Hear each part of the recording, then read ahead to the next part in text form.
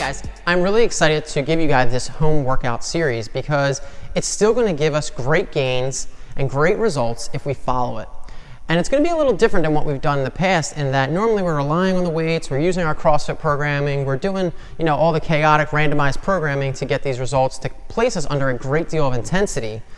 But with this, we're going to go back to a little more old school approach. When I first got into lifting, actually, it was more of a bodybuilding approach. Me and Ron in the bodybuilding days, where you're doing a lot of old meathead stuff, a little bit boring but big type of approach where it's not that fun, it's not as fun as CrossFit, it's not as social, but it definitely works to build muscle.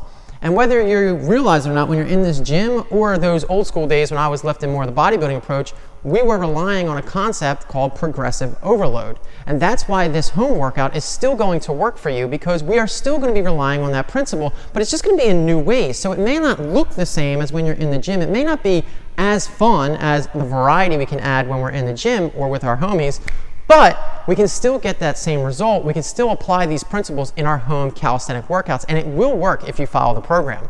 So I'm really excited for you to do this because I think we're actually going to learn about movements in our body and how to get results in new ways. It's just not going to be what we've always done in the past.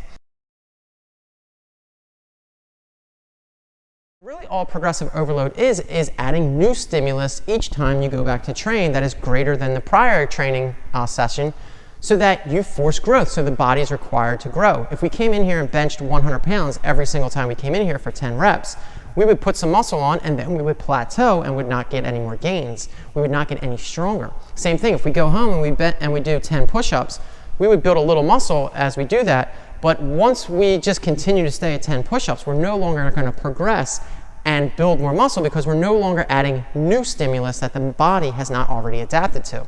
And we rely on that in here with our strength training, and we're definitely going to rely on it at home, and we're going to need to be calibrated and calculated in how we do that to make sure that we are giving this progressive overload, so that we are adding new stimulus each time we train that forces the muscle to adapt. And believe it or not, we can do that at home. I know you're used to using weights and you're like, well, how can we do that? Well, there's a number of techniques that we do that cause progressive overload. Now, the first one that you're used to is intensity, which is adding more weight. It's hard to do push-ups at more weight than what you do on a bench press. It's hard to air squat more weight than what you do when you back squat. So we need to get creative in how we do that by adding some weight, but there's also other techniques we do that may be new stimulus for you that definitely cause that adaptation, specifically in the form of frequency, volume, and time under tension. Now, frequency is the rate at which we're doing our reps. So you may do 10 reps in a minute. What if you did 10 reps in 1 minute? It would be a lot more taxing than doing 10 reps in 2 minutes, right?